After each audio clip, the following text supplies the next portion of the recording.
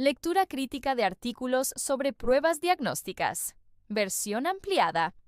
Leer un artículo científico sobre una prueba diagnóstica no se trata simplemente de interpretar números o confiar en los hallazgos publicados. Requiere una mirada crítica, estructurada y reflexiva. Y para eso, las guías de McMaster se han consolidado como uno de los enfoques más robustos y útiles para analizar si una nueva herramienta diagnóstica merece ser incorporada en la práctica clínica, en especial en áreas como la odontología, donde muchas condiciones requieren decisiones rápidas y precisas. Entender cómo evaluar la calidad de una prueba diagnóstica puede marcar la diferencia entre un diagnóstico certero y un error clínico costoso. Todo análisis comienza con una tríada de preguntas fundamentales. ¿Es válido este estudio? ¿Cuáles son sus resultados? ¿Puedo aplicar estos resultados a mis pacientes?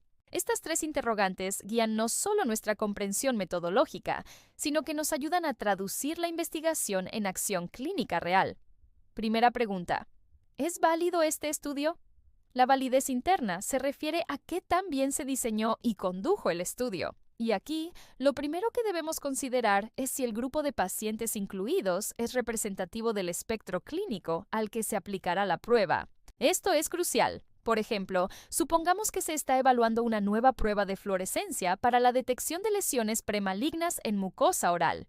Si el estudio solo incluye pacientes ya diagnosticados con carcinoma, el rendimiento de la prueba se sobreestimará. La validez externa o generalización de los resultados sería muy limitada. También debemos fijarnos si los pacientes se sometieron tanto a la prueba diagnóstica en estudio, también llamada prueba índice, como al estándar de referencia, sin importar cuál fue el resultado de la primera.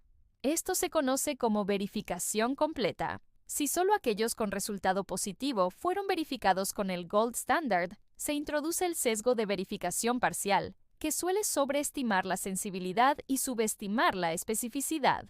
Un componente metodológico igualmente crítico es el cegamiento o enmascaramiento.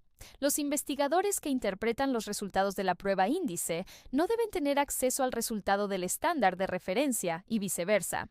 Esto evita que la interpretación se vea influenciada por expectativas previas. En estudios sin cegamiento, es común que el sesgo de confirmación altere los datos finales. Este aspecto es particularmente importante en pruebas que requieren interpretación subjetiva, como imágenes radiográficas o exploraciones visuales. Además, debemos evaluar si la prueba se aplicó e interpretó de manera consistente. ¿Hubo un protocolo estandarizado? ¿Los evaluadores recibieron formación para minimizar la variabilidad interobservador?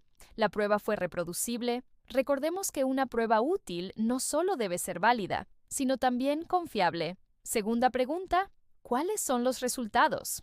Aquí entramos en el corazón cuantitativo del estudio.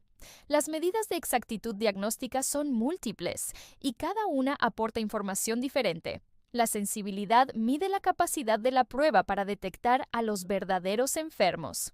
Es decir, entre todos los que tienen la enfermedad, ¿cuántos obtienen un resultado positivo? Una alta sensibilidad es valiosa cuando queremos descartar una enfermedad con un resultado negativo. Regla de oro, SNOUT. La especificidad, en cambio, mide la capacidad de la prueba para identificar a los verdaderos sanos. Entre todos los que no tienen la enfermedad, ¿cuántos dan negativo? Una alta especificidad es útil para confirmar el diagnóstico cuando obtenemos un resultado positivo. Regla de oro, SPIN.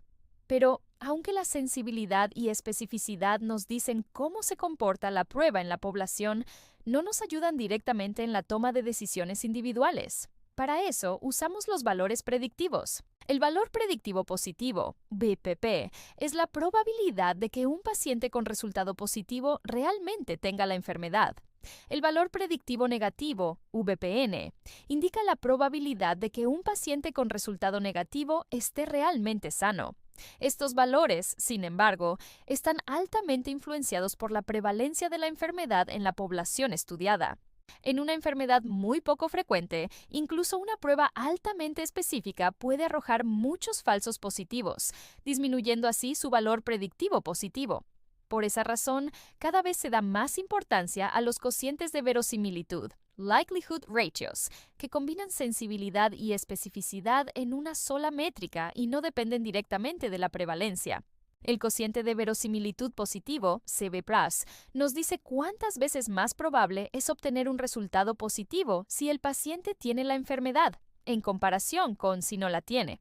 El cociente de verosimilitud negativo, CB, nos informa cuánto disminuye la probabilidad de enfermedad si el resultado es negativo.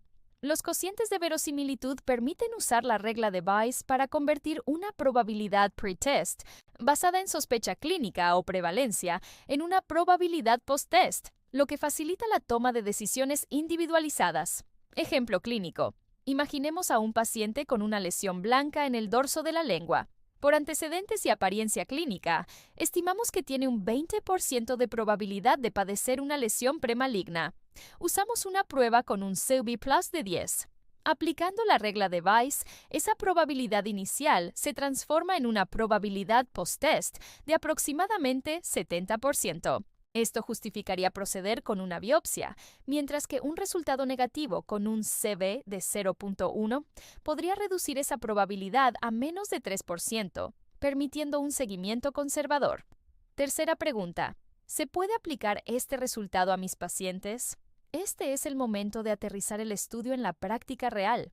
Aquí evaluamos si las características de la población estudiada, los recursos disponibles y los riesgos clínicos se alinean con nuestra realidad. Los pacientes en el estudio se parecen a los míos en edad, comorbilidades, estadio clínico. La prueba está disponible en mi sistema de salud. Tiene un costo razonable. ¿El resultado cambiaría la conducta clínica? Por ejemplo, una prueba diagnóstica costosa y sofisticada para detectar lesiones bucales podría no estar disponible fuera de un hospital de tercer nivel. Aunque los resultados sean prometedores, su aplicabilidad práctica sería baja. También es vital considerar las consecuencias de un falso positivo o un falso negativo. En cáncer oral, un falso negativo puede retrasar un diagnóstico vital, mientras que un falso positivo puede llevar a procedimientos invasivos innecesarios. En ese contexto, preferimos una prueba muy sensible para minimizar los falsos negativos. Reflexión final. Evaluar críticamente un estudio sobre una prueba diagnóstica va mucho más allá de leer su resumen o mirar los valores de sensibilidad y especificidad. Implica un análisis riguroso de la validez metodológica, una interpretación clara de los resultados estadísticos y una reflexión ética y clínica sobre su aplicabilidad.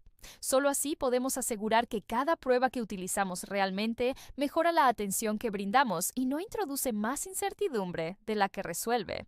La medicina y la odontología basadas en evidencia no consisten en seguir guías ciegamente, sino en integrar la mejor evidencia disponible con nuestra experiencia clínica y las preferencias del paciente.